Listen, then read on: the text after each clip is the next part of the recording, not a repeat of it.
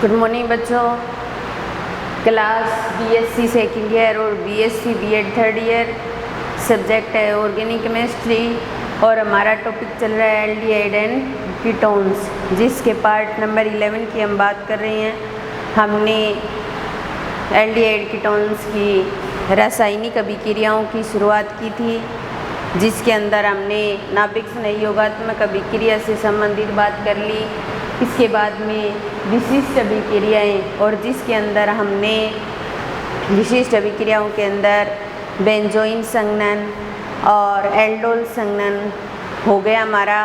उसके बाद में आता है विषमाणु एल्डोल संघनन या क्रॉस एल्डोल संघनन। एल्डोल संघनन के अंदर क्या किया जाता है, समान प्रकार के एल्डिहाइड और कीटोन लेकर के उनकी रिएक्शन करवाई जाती है। क्रॉस एल्डोल संघनन में समान प्रकार के भी ले सकते हैं और असमान प्रकार के भी ले सकते हैं। तो इसके अंदर 4 प्रकार से रिएक्शन होगी। एक बार हम समान या असमान एल्डिहाइड लेंगे, एक बार हम समान या असमान कीटोन लेंगे, एक बार एक एल्डिहाइड और कीटोन लेकर रिएक्शन करवाएंगे, और लास्ट हम क्या करवाएंगे, फार्मोस का निर्माण करवाएंगे। लास्ट में क्या करवाएंगे, फार्मोस का निर्माण करवाएंगे।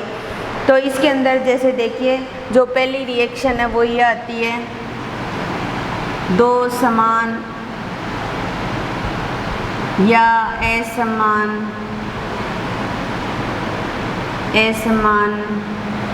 एल्डिहाइड या एल्डिहाइडों के मध्य संघनन, ऐसे भी लिख सकते हैं, एल्डिहाइडों के मध्य संघनन।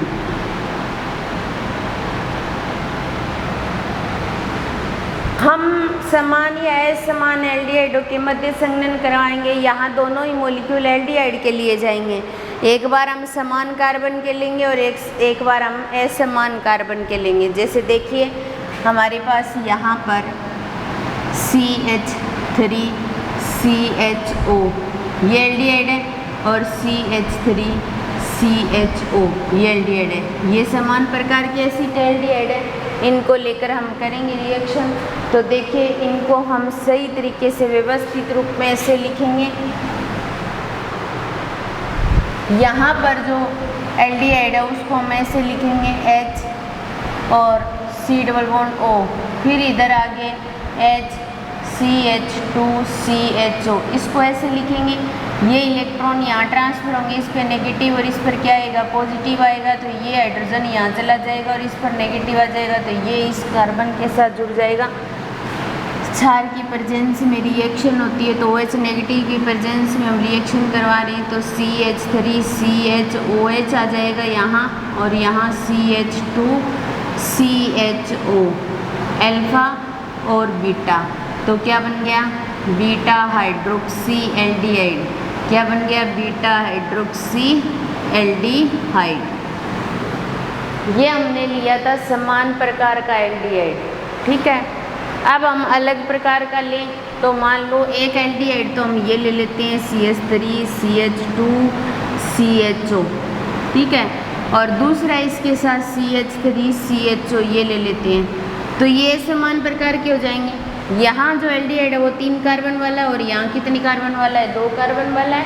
तो ऐसे लेंगे और इसको व्यवस्थित लिखते हैं। अपने व्यवस्थित लिखेंगे तो ऐसे लिखेंगे, क्योंकि रिएक्शन तो होगी तो वो व्यवस्थित तरीके से ही करवाती है, तभी सही लगती है।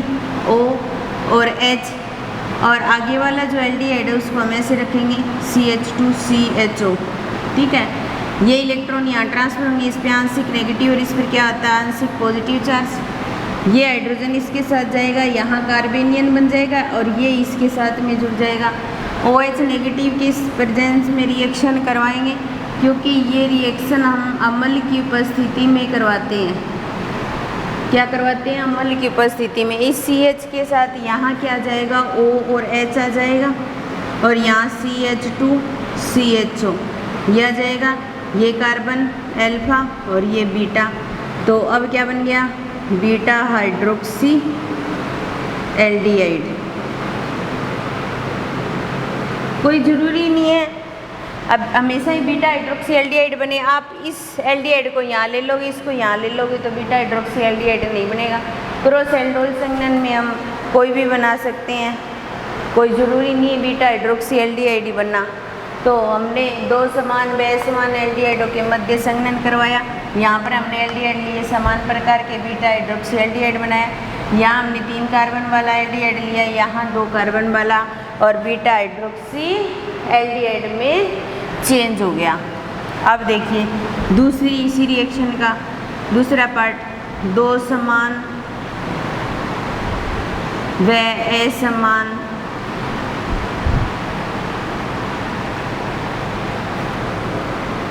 कीटोनों के मध्य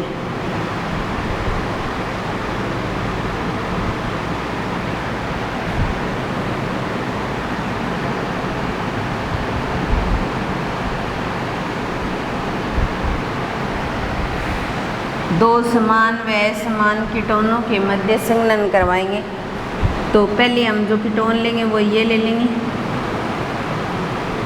3 कार्बन वाला कीटोन ले लिया। इधर भी हम HCH2 C double bond O और CH3। अब तो आपको इसको रखना आ ही गया होगा कि हम इसको व्यवस्थित रूप में कैसे रखेंगे, क्योंकि आपने पिछली वीडियो के अंदर एल्डोल संघनन पढ़ लिया होगा, तो आपको समझ आ गया होगा। और जैसे एल्डोल संघनन होता है उसी तरीके से हम क्रॉस एल्डोल संघनन करवाते हैं। व्यवस्थित रूप तो वैसा ही होता है, ठीक है, लेकिन क्रॉस का मतलब या विषमाणु का मतलब हम अलग अलग मॉलिक्यूल के मध्य संघनन करवा देते हैं, तो वो क्रॉस एल्डोल संघनन हो जाता है, ठीक है। अब देखिए ये इलेक्ट्रॉन यहाँ ट्रांसफर होंगे, इस पर नेगेटिव और इस पर क्या आ जाएगा पॉजिटिव। ये हाइड्रोजन इसके साथ जाएगा, ये कार्बेनियन में चेंज हो जाएगा, ये इसके साथ आएगा। तो देखिए हम OH नेगेटिव की प्रेजेंस में रिएक्शन करवा रहे हैं, क्योंकि क्षार की प्रेजेंस में रिएक्शन करवानी होती है। और यहाँ क्या जाएगा, OH आ जाएगा और CH2 और C डबल बॉन्ड O और CH3। ये अल्फा कार्बन, ये बीटा, तो बीटा हाइड्रोक्सी कीटोन में चेंज हो गया, बीटा हाइड्रोक्सी कीटोन में चेंज हो गया।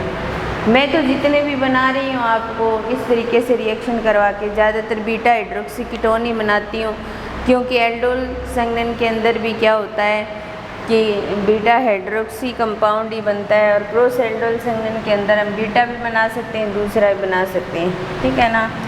अब देखिए CH3 CH2 C double bond O और CH3। अब हम क्या करते हैं, 4 कार्बन वाला कीटोन ले रहे हैं, तो इस CH3 को हम यहाँ शो कर देते हैं, ठीक है, और आगे वही 3 कार्बन वाला कीटोन रखते हैं, ठीक है। अब ये इलेक्ट्रॉन यहाँ जाएंगे तो इस पर नेगेटिव और इस पर क्या आ जाएगा पॉजिटिव चार्ज आ जाएगा। इसके साथ ये हाइड्रोजन चला जाएगा, तो ये कार्बेनियन में चेंज हो जाएगा, ये इसके साथ जुड़ जाएगा।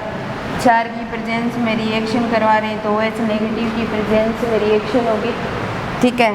तो ये किस में चेंज हो जाएगा, CH3 CH2C और OH आ जाएगा, और यहाँ CH3 जुड़ा हुआ है, और इसके साथ CH2 और C डबल बॉन्ड O और CH3 ये जुड़ जाएगा।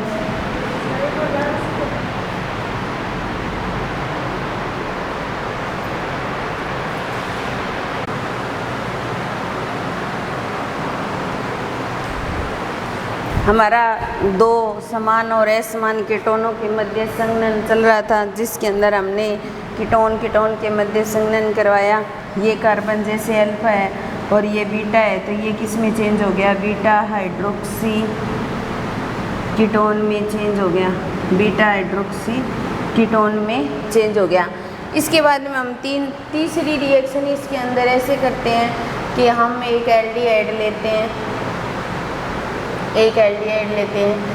एल्डिहाइड और दूसरा हम कीटोन लेते हैं, तो एल्डिहाइड और कीटोन के मध्य संघनन, एल्डिहाइड कीटोन के मध्य संघनन।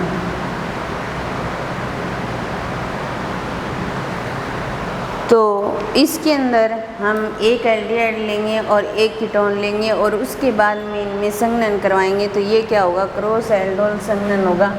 जैसे हमारे पास यहाँ CH3H और डबल बॉन्ड O, ये क्या है, एल्डिहाइड है, क्या है ये, एल्डिहाइड है, और इसके साथ में हम क्या करवाएंगे, कीटोन का संघनन करवाएंगे, ठीक है। ये इलेक्ट्रॉन यहाँ ट्रांसफर हो गया आंशिक नेगेटिव और ये आंशिक पॉजिटिव में चेंज हो जाएगा।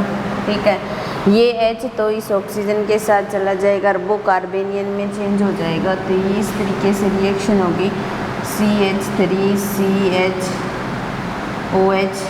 और CH2 C double bond O और CH3। तो ये अल्फा और ये बीटा, तो ये बीटा हाइड्रोक्सी कीटोन में चेंज हो जाएगा, बीटा हाइड्रोक्सी कीटोन में चेंज हो जाएगा। अगर आप इस साइड में कीटोन लेकर के एल्डिहाइड कराते हो तो बीटा हाइड्रोक्सी एल्डिहाइड बन जाएगा। कहने का मतलब है कि हाइड्रोक्सी एल्डिहाइड और हाइड्रोक्सी कीटोन बनने आप किसी के साथ में कोई सी रिएक्शन करवाओ तो हाइड्रोक्सी एल्डिहाइड और हाइड्रोक्सी कीटोन बनेंगे। जो अपने एल्डिहाइड और कीटोन के मध्य संघनन करवाया ये भिन्न प्रकार के हैं और इसीलिए इसको क्रॉस एल्डोल संघनन भी बोल दिया जाता है। फिर उसके बाद में जो इसका लास्ट पॉइंट है वो है फॉर्मल्डिहाइड को लेकर के रिएक्शन करवाई जाती है। फॉर्मल्डिहाइड का संघनन करवाया जाता है बेरियम हाइड्रोक्साइड की प्रेजेंस में, तब हम ऐसे बोलते हैं कि फॉर्मल्डिहाइड के साथ में क्रॉस एल्डोल संघनन करवाते हैं बेरियम हाइड्रोक्साइड की प्रेजेंस में और बार बार फॉर्मल्डिहाइड के मॉलिक्यूल जोड़ते जाते हैं और एक कंडीशन ऐसी आती है कि हमारे पास फार्मोस प्राप्त हो जाता है। या तो हम यहाँ लिख सकते हैं फार्मोस का निर्माण ऐसे लिख सकते हैं हम, ठीक है। और या फिर हम लिख सकते हैं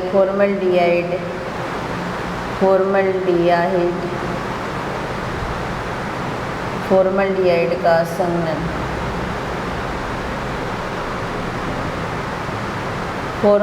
फार्मोस का निर्माण या फॉर्मल्डिहाइड का संघनन।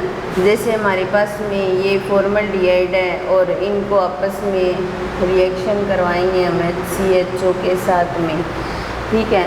और किसकी प्रेजेंस में रिएक्शन करवाते हैं, बेरियम हाइड्रोक्साइड की प्रेजेंस में रिएक्शन करवाते हैं। ये इलेक्ट्रॉन यहाँ ट्रांसफर होंगे, इस पर नेगेटिव और इस पर क्या आएगा पॉजिटिव, ये हाइड्रोजन इसके साथ में आएगा। तो ये H और यहाँ क्या आ जाएगा OH और आगे क्या आ जाएगा CHO।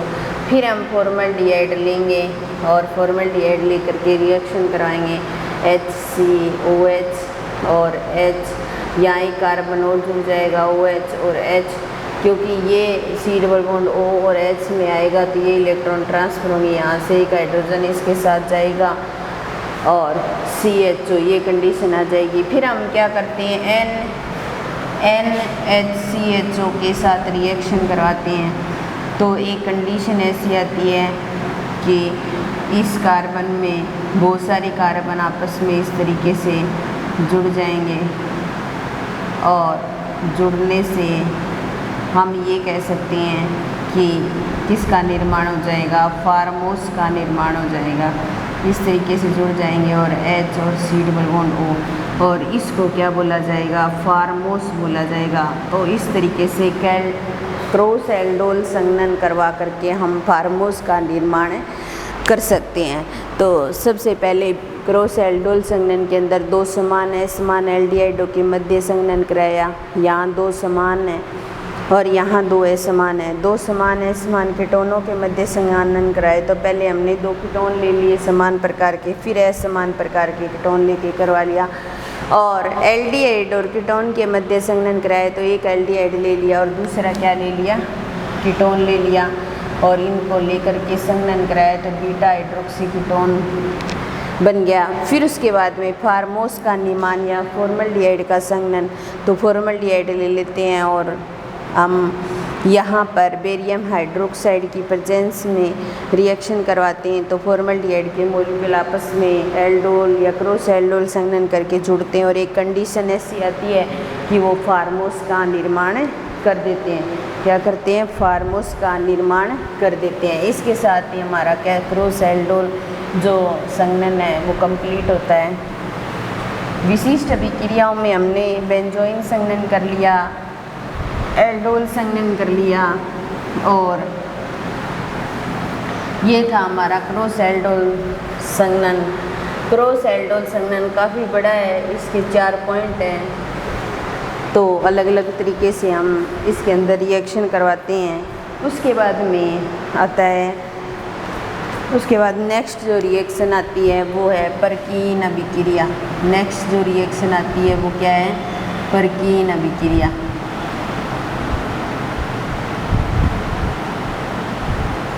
परकीन अभिक्रिया, परकीन अभिक्रिया के अंदर क्या होता है कि हम एक एरोमेटिक एल्डिहाइड लेते हैं और एरोमेटिक एल्डिहाइड की एसिटिक एनहाइड्राइड के साथ रिएक्शन करवाते हैं और सोडियम एसीटेट या फिर हम एसिटिक एसिड जो होता है उसके साथ का H हटा दिया जाए, उसके साथ Na जोड़ दिया जाए तो सोडियम एसीटेट बन जाएगा या एसिटिक एसिड के सोडियम लवण बन जाएगा।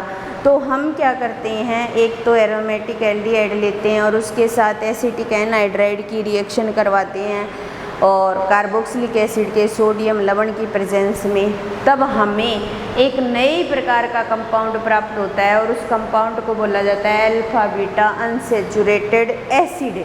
Alpha beta unsaturated acid. इसी चैप्टर के अंदर हम अल्फा बीटा अनसैचुरेटेड की बात करेंगे लास्ट में हम, कि अल्फा बीटा अनसैचुरेटेड एसिड क्या होते हैं या एल्डिहाइड क्या होते हैं उनकी भी चर्चा करेंगे।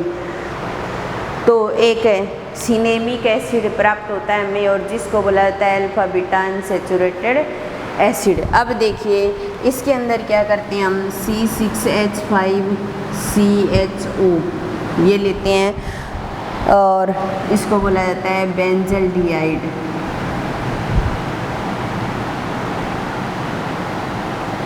और बेंजल्डिहाइड की CH3CHO एसिटिक एनहाइड्राइड, CH3CO की 2O एसिटिक एनहाइड्राइड, इसको बोला जाता है एसिटिक एनहाइड्राइड। एसिटिक एनहाइड्राइड के साथ रिएक्शन करवाई जाती है CH3CO नेगेटिव और Na पॉजिटिव इसकी प्रेजेंस में, तब हमें यहाँ प्राप्त होता है C6H5CH डबल बॉन्ड CH और COOH। तो ये कार्बन अल्फा और ये क्या है, बीटा है। तो अल्फा बीटा अनसैचुरेटेड एसिड या अल्फा बीटा है संतृप्त अम्ल और इस अम्ल का नाम है सिनेमिक एसिड। क्या नाम है? Cinnamic acid. अब हमें रिएक्शन देखने से पता नहीं चल रहा कि ये सिनेमिक एसिड कैसे बना है, ये सिनेमिक एसिड कैसे बना है और इसके साथ ही CH3COOH बाहर निकल जाता है। यहाँ पर हम क्या करवा रहे हैं, बेंजल्डिहाइड की एसिटिक एनहाइड्राइड के साथ रिएक्शन करवा रहे हैं तो क्या बन रहा है, सिनेमिक एसिड बन रहा है।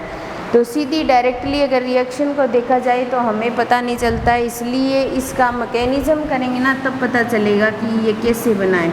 तो सबसे पहले हम मैकेनिज्म की बात करते हैं। सबसे पहले जिसकी प्रेजेंस में रिएक्शन करवाई जाती है उसको लिया जाता है CH3CONA, ये पॉजिटिव और ये नेगेटिव, और ये CH3CO नेगेटिव और प्लस Na पॉजिटिव में टूट जाएगा, क्योंकि जो नेम रिएक्शन है और या जिसका मैकेनिज्म होता है उसका मैकेनिज्म हमें करना पड़ता है। फिर हम CH3CO नेगेटिव इसको वापस लेंगे और इसकी रिएक्शन किसके साथ करवाएंगे, एसिटिक एनहाइड्राइड के साथ में। तो CH3C डबल बॉन्ड O और CO और C डबल बॉन्ड O और CH3 ये होता है एसिटिक एनहाइड्राइड। अब हम इसको इस तरीके से लिखते हैं 2 और ये H लिख दें तो ये H इसके साथ जुड़ जाएगा। तो यहाँ पर क्या होगा, CH3COOH तो बाहर निकल जाएगा और यहाँ पर CH2 नेगेटिव और फिर COOCOCH3 ये कार्बेनियन बन गया। क्या बन गया, कार्बेनियन। ये बना हुआ कार्बेनियन क्या करेगा, अब इस बेंजल्डिहाइड के साथ रिएक्शन करेगा। तो देखिए C6H5C डबल बॉन्ड O और H और इसके साथ इस कार्बेनियन की रिएक्शन करवाई जाए COCOCH3। इसको मैंने कंबाइंड करके लिख दिया, ठीक है। अब यहाँ पर ये इलेक्ट्रॉन यहाँ ट्रांसफ़र हो जाएंगे, तो ये कार्बेनियन यहाँ आ सकता है, इस कार्बन के साथ में बॉन्डिंग कर सकता है C6H5CH और इसके साथ जुड़ जाएगा CH2, यहाँ O नेगेटिव, ठीक है, और COCH3। फिर हम क्या करवाएंगे, यहाँ पर H पॉजिटिव की प्रेजेंस में रिएक्शन करवाएंगे, और H पॉजिटिव की प्रेजेंस में जब रिएक्शन करवाते हैं तो ये H पॉजिटिव कहाँ जुड़ता है इसके साथ में, तो C6H5CHOH आ जाएगा और यहाँ बचेगा CH2COCOCH3। फिर हम यहाँ से ये OH और यहाँ से H2O के रूप में बाहर निकल जाएगा, तो यह आ जाएगा C6H5CH और इस कार्बन के बीच में क्या आ जाएगी, डबल बॉन्डिंग COCH3। फिर उसके बाद में हम जल अपघटन करवाएंगे, तो जल अपघटन करवाने पर यहाँ CH3COOH बाहर निकल जाएगा और पीछे बचेगा C6H5CH डबल बॉन्ड CH3COOH, और ये क्या है, सिनेमिक एसिड, क्या है, सिनेमिक एसिड। तो ये रिएक्शन करवाने के पश्चात हमें पता चलता है, या मैकेनिज़्म करवाने के पश्चात हमें ये पता चलता है कि ये क्या बन रहा है, सिनेमिक एसिड। तो सबसे पहले बेंजल डिहाइड लिया और बेंजल डिहाइड के एसिटिक एनहाइड्राइड के साथ रिएक्शन करवाई सोडियम लवण की उपस्थिति में, तो अल्फा बीटा अनसैचुरेटेड एसिड या सिनेमिक एसिड प्राप्त होता है हमें। और इसका मैकेनिज्म करते हैं, तो पहले हम इसको तोड़ते हैं, तो CH3CO नेगेटिव और Na पॉजिटिव में तोड़ता है। फिर इसकी रिएक्शन एसिटिक एनहाइड्राइड के साथ में करवाते हैं, तो एसिटिक एसिड बाहर निकल जाता है और हमें क्या प्राप्त होता है, कार्बेनियन प्राप्त होता है, ठीक है। इस कार्बेनियन की बेंजल डिहाइड के साथ रिएक्शन करवाते हैं, तो दोनों जुड़ जाते हैं, क्योंकि कार्बन और ऑक्सीजन के बीच में जो डबल बॉन्ड है वहाँ से इलेक्ट्रॉन ट्रांसफ़र हो जाएंगे, इस पर नेगेटिव और उस पर पॉजिटिव आ जाएगा। C6H5CHO negative CH2COCOCH3 H positive की प्रेजेंस में रिएक्शन कराएंगे, तो ये इसके साथ जुड़ जाएगा और यहाँ से OH और H H2O के रूप में बाहर निकल जाएंगे, तो यहाँ डबल बॉन्ड आ जाएगा। और फिर जल अपघटन करवाएंगे, तो यहाँ से CH3COH बाहर निकल जाएगा और इसके साथ H जुड़ जाएगा और क्या बन जाएगा, सिनेमिक एसिड। अब ये ग्रुप जुड़ा हुआ है, इसके पास वाला कार्बन अल्फा और ये क्या होता है, बीटा, इसलिए हमें क्या बोलेंगे, ये क्या है, अल्फा बीटा असंतृप्त अम्ल है, क्या है, अल्फा बीटा असंतृप्त अम्ल है। तो ये थी परकीन अभिक्रिया। अभी विशिष्ट अभिक्रियाओं में कुछ अभिक्रियाएँ और भी बाकी हैं, बाकी नेक्स्ट क्लास में करेंगे।